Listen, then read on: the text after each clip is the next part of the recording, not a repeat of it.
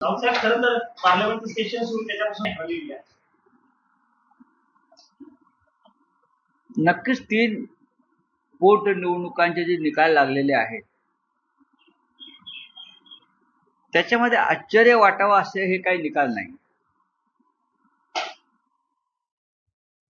बिहारमधली जी जागा आहे कोणती बांकीपूर, जी भाजपचे राष्ट्रीय अध्यक्ष नितीन नवीन आणि त्यांचे वडील हे 1995 सालापासून ती जागा जिंकत आहेत आणि हा भाजपचा गड असलेली जागा भाजपनं प्रशांत किशोर यांच्याकडून गमावली. या जागेबाबत भाजपला किती आत्मविश्वास असावा?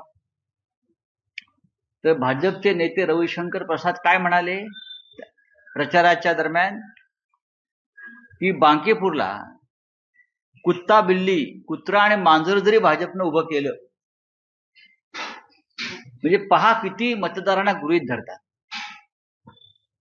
कुत्रा आणि मांजराला जर उभं केलं तरी लोक कुत्रा आणि मांजराला मत देतील भाजपच्या. हा अहंकार लोकांनी मोडून काढला. त्यानंतर मध्य प्रदेश मधली दतिया विधानसभा ही काँग्रेसचीच होती. ती जिंकण्यासाठी भाजपने साम दाम दंडभेदाचा वापर केला पण काँग्रेसने ती जागा जिंकली. गुजरातमध्ये जागा जिंकली, त्यात काही विशेष नाही. या 3 पोटनिवडणुकाचे निकाल त्यातले 2 महत्वाचे आहेत. त्याच्यामुळे फार मोठी क्रांती झाली वगैरे असं म्हणणार की आम्ही नाही, किंवा ही मिनी सार्वत्रिक निवडणूक आहे, मिनी जनरल इलेक्शन असंही मी म्हणणार नाही. पण लोकांचा कल दिसतो आहे याच्यामध्ये. मोदींची किंवा भारतीय जनता पक्षाची लोकप्रियता किती खाली घसरली आहे हे तुमच्या बालेकिल्ल्यातल्या पराभवातून स्पष्ट दिसत आहे. विशेषतः बांकीपूरमध्ये 95 पासून जो गड आपल्या ताब्यात आहे तो तुम्ही टिकवू शकला नाही. त्याचा अर्थ 64% लोकांनी आपल्या विरोधामध्ये मतदान केलं,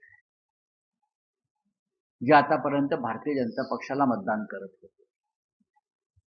त्याने एक नवीन पर्याय निवडला, हे सुद्धा महत्वाचं आहे. हवा पालट होताना दिसते. तर पण लोक पारंपरिक पक्षाच्या ऐवजी अल्टरनेटिव्ह पक्ष बघतायत. हे कुठेतरी देशातील विरोधकांना देखील इशारा समजायचा. एक लक्षात घ्या की तामिळनाडूमध्ये हेच झालंय ना. तामिळनाडूमध्ये डीएमके किंवा एआयडीएमके पेक्षा एका वेगळ्या पक्षाच्या मागे लोक गेले. आता प्रशांत किशोर हे विधानसभेत पूर्णपणे पराभूत झाले होते बिहारच्या. त्यांना एकही जागा जिंकता आली नाही. त्याने ह्या जागेवर लक्ष केंद्रित केलं. त्याने उत्तम प्रचार केला. विशेषतः त्याला जबाबदार भारतीय जनता पक्षाचं लोकांना गृहीत धरण्याचं राजकारण. बिहारच्या मुख्यमंत्रीपदी एक अशिक्षित गुन्हेगार प्रवृत्तीचा माणूस बेशक नेमून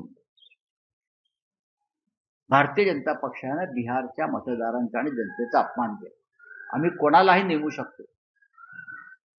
तेच त्यांनी पश्चिम बंगालमध्ये केलं. एक भ्रष्ट कॅमेरासमोर पैसे घेणारा आणि त्याची खिल्ली मोदींनी उडवली. त्याला पश्चिम बंगालमध्ये मुख्यमंत्री नेमलं. महाराष्ट्राच्या मंत्रिमंडळामध्ये अशा प्रकारचे अनेक गुन्हेगार आहेत. गुंडांची टोळीच चालवत आहेत देवेंद्र फडणवीस कॅबिनेट म्हणून. हे आम्ही वारंवार सांगतो. तरी भारतीय जनता पक्ष मतदारांना गृहीत धरत आहे आणि अशा प्रकारे निवडणुका करत आहे. त्याचा हा फटका बांकीपूरमध्ये 100% बसलेला आहे. जंतर मंतरवरती झालेल्या आंदोलनाचा देखील नक्कीच मी सांगतो ना, देशात सध्या जे वातावरण आहे, मी काय म्हणालो की मोदींची लोकप्रियता, भाजपची लोकप्रियता ही किती घसरली आहे त्याचं बांकीपूर हे उदाहरण आहे. जी जागा 95 पासून आपण सलग जिंकताय आणि भाजपचे राष्ट्रीय अध्यक्ष नितीन नवीन यांची रिक्त जागा, जी त्याने आधी 40,000च्या फरकाने जिंकली जागा, तुम्ही राष्ट्रीय अध्यक्षांची जागा जिंकू शकले नाही का? 3 गोष्टी आहेत. जंतर मंतरवरचं झेजीचं आंदोलन, राम मंदिराची लूट, त्याच्यावरती आपण साधलेली चुप्पी, आणि नितीन नवीन यांच्या समोर त्यांच्या एका यात्रेमध्ये ज्या प्रकारे बजरंग बलीला नाचायला लावलं हनुमानाला, आपण पाहिलं असेल. हे लोकांच्या हृदयापर्यंत भिडलेली गोष्ट आहे. तुम्ही हनुमानाला नाचायला लावता, तुम्ही राम मंदिर लुटता, तुम्ही जैनजींवर गोळ्या चालवता, तरुणांवर. या सगळ्या गोष्टींचा एक परिणाम मतदारांवरती होत असतो. आणि बिहारची जी जनता आहे त्यांच्या डीएनए मध्ये, त्यांच्या मातीमध्ये पॉलिटिक्स आहे. आगामी काळामध्ये विधानसभेच्या निवडणुका आहेत, खास करून उत्तर प्रदेश जे सगळ्यात मोठं राज्य आहे देशात, तिथे निवडणूक आहे, गोवा आहे, मणिपूर, महत्वाच्या राज्यांमध्ये निवडणूक आहे. या निकालाचा परिणाम आगामी काळातील या तातडीने होणाऱ्या नाही बघा, अशा निकालांमुळे आत्मविश्वास जो असतो विरोधी पक्षाचा, कॉन्फिडन्स बढ़ता है, अपोजिशन का कॉन्फिडन्स बढ़ जाता है. यस, आम्ही जे करतोय बरं का, त्याला लोक पाठिंबा देत आहेत. पोटनिवडणुकांचा जर आपण इतिहास पाहिला तर आपण बघितलं असेल की अलाहाबादच्या पोटनिवडणुकीमध्ये त्यावेळेला व्ही.पी. सिंग जिंकले, काँग्रेसचा पराभव केला आणि तिथून काँग्रेसच्या पतनाला सुरुवात झाली. अलाहाबाद पोटनिवडणूक, व्ही.पी. सिंग जिंकले पोटनिवडणूक अलाहाबाद. त्यानंतर गोरखपूरची पोटनिवडणूक भारतीय जनता पक्ष हरली. फुलपूरची पोटनिवडणूक भारतीय जनता पक्ष हरली, भाजपच्या जागा. त्याच्या अशा निकालांमुळे विरोधी पक्षाचा आत्मविश्वास वाढतो आणि ते अधिक जोमानं आपल्या कामाला लागतं. महाराष्ट्रामध्ये जे सिद्धिविनायक न्यासातील चोरीचं प्रकरण आहे, राम मंदिरासारखे तिथेही आरोप झाले, पण आता त्यात सदा सरवणकर हे उद्धव बाळासाहेब ठाकरेंच्या पक्षावर आरोप करतात. ते म्हणतात की सगळे कर्मचारी हे जे तुरुंगात होते त्यांना दिशा करावती यांनी नेमलं. मला बघा एक सांगू का, ज्या गोष्टीविषयी माझ्याकडे माहिती नाही त्याच्यावरती मी बोलणार. हा खूप तांत्रिक मुद्दा. मी या विषयात कधी फार खोलात गेलो नाही. महापालिका असतील किंवा हे ट्रस्ट असतील, मला माहित नाही. तर सरसंघचालक मोहन भागवतजी जयंतीशी संवाद साधतील. म्हणजे कोणाशी? 2000 जैनजी मुलं म्हणजे कोण? तरुण मुलं. ते संघटनेत्यांची पोरं असतील किंवा नातवंड असतील. दुसरं कोणाला बोलणार? दुसरं कोण जाणार मला सांगा जरा. हा, हे भाजप नेत्यांची नातवंड किंवा पोरं म्हणजे काय जैनजी नाहीत ना. ती बधीर झालेले पिढी आहे ती त्यांची. जैनजी म्हणजे कोण? ज्या मुलांनी जंतर मंतरला येऊन आंदोलन केलं, ज्या मुलांनी घोषणा दिल्या तुमच्या विरोधात, ज्या मुलांनी जंतर मंतरवर लाठ्या काठ्या खाल्ल्या, ज्या मुलांनी अश्रुधुराच्या नळकांड्या सहन केल्या, त्यांच्यापैकी 2000 लोकांना बोलवा आणि त्यांच्याशी बोला. तुम्ही तुमच्याच नातवंडांना, नेत्यांच्या किंवा मुलांना बोलवाल, ते कसले जैनजी? ते तुमचे कार्यकर्तेच आहेत. पुन्हा एकदा मंगल मिलन आहे. म्हणजे काय असतं ते? म्हणजे काय मंगल मिलन म्हणजे काय असतं? काय असतं? भाजपच्या राज्यात काय मंगल राहिलंय का? ते आपापसात मिलन करतात. हा, काय असतं मग? कौन सा मंगल मिलन करता है? क्या है?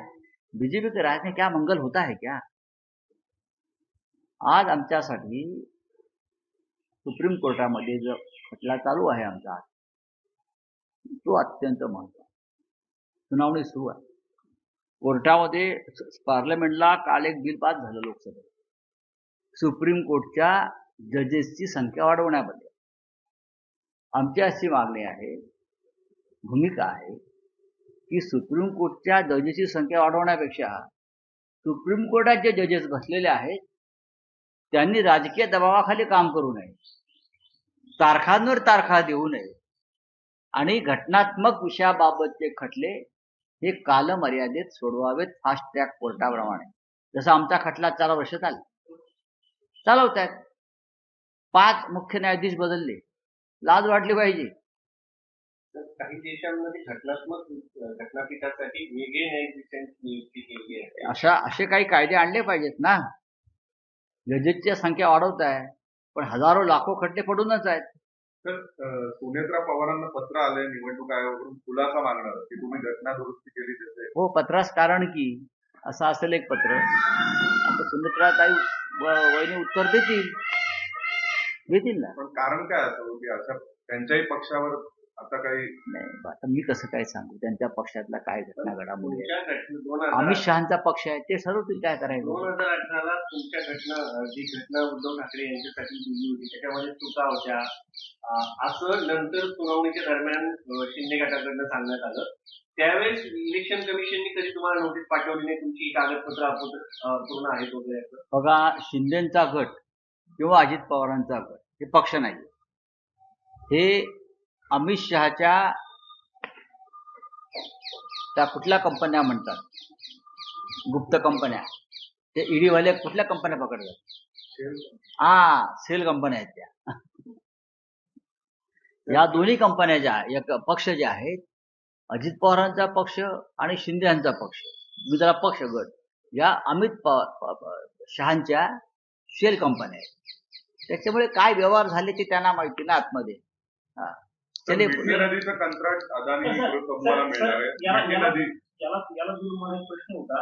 आज रामभाऊ माळगी प्रबोधिनी या ठिकाणी 4 वाजता शिंदेच्या नगरसेवकांची बैठक आयोजित केली. त्यापेक्षा त्यांनी भारतीय जनता पक्षामध्ये थेट प्रवेश केला असता तर ते अधिक संयुक्तिक ठरलं असतं. त्यांनी भारतीय जनता पक्षात जर थेट प्रवेश केला असता, कारण ते आता भारतीय जनता पक्षात गेलेलेच आहेत. अमित शहाची इच्छा आहे म्हणून त्यांची ते शेल कंपनी चालवत आहेत. अदानीचा काय प्रश्न? अदानी यांचं मिठी नदीचं कंत्राट अदानी उद्योग समूहाला मिळणार आहे. मिठी नदीच्या पुनर्बांधणीचं असं आहे की आता हे आमचं घराचं गवत कापायचं आहे, त्याचं पण कॉन्ट्रॅक्ट आम्ही काढतोय, ते पण अडाणीलाच दिलं जाईल. बाहेर एक गटार साफ करायचा है, सब कॉन्ट्रैक्ट अडानी को मिलते, तो हमारे इधर भी वो सब साफ सफाई करना है, घर में भी बहुत काम है, यहाँ भी सब देखो ना कितना घास बढ़ गया है ग्रास, तो अभी कॉन्ट्रैक्ट बोलूंगा दे दो अडानी जी को, और क्या बोल सकता हूँ मैं. मीटिंग आहे आज विरोधी पक्ष वो चलता है, मीटिंग चलता है, हमारी मीटिंग सेना है. सर बाकीपूर का बीड मध्ये ज्यावेळी सुनेत्रा पवार परवा दिवशी गेल्या होत्या, आता बघ मला कसं काय थिंक बीडच्या गोष्टी काय मला माहिती आहे, मला सांग जरा. काँग्रेसने त्यांना मुंगी गुडिया वगैरे अशा बोलू